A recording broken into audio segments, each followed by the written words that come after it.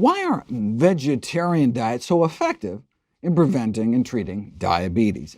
Maybe it's because of the weight loss. Those eating more plant-based tend to be significantly slimmer, and not just based on looking at a cross-section of the population, but you can do interventional trials and put it to the test. A randomized, controlled, community-based trial of a whole food plant-based diet.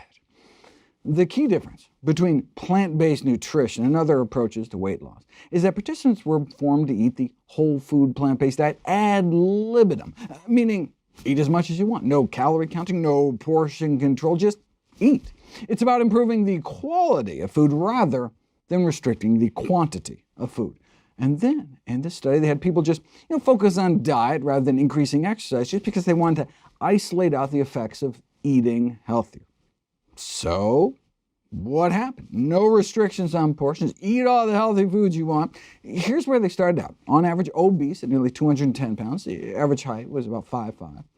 3 months in, they were down about 18 pounds. 6 months in, more like 26 pounds down.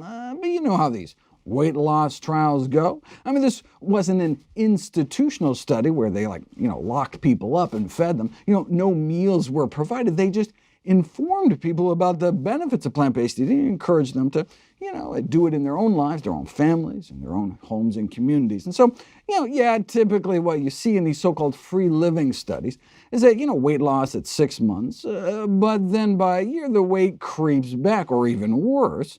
But in this study, they're able to maintain that weight loss all year. And of course, their cholesterol got better too, but their claim to fame is that they achieved greater weight loss at 6 and 12 months than any other trial that does not limit calorie intake or mandate regular exercise.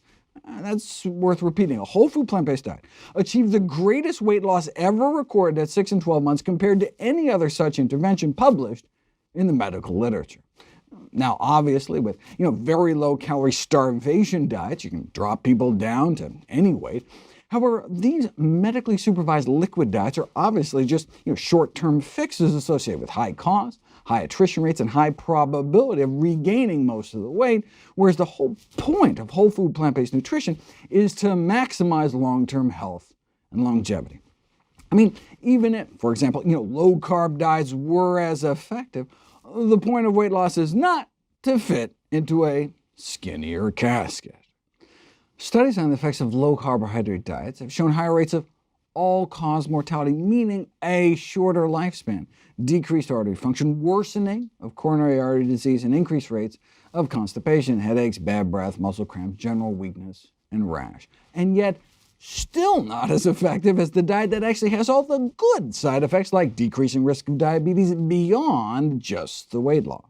Yes, the lower risk of type 2 diabetes among vegetarians may be explained in part by improved weight status. However, the lower risk also may be explained by higher amounts of ingested dietary fiber and plant protein, the absence of meat and egg-derived protein and heme iron, and a lower intake of saturated fat.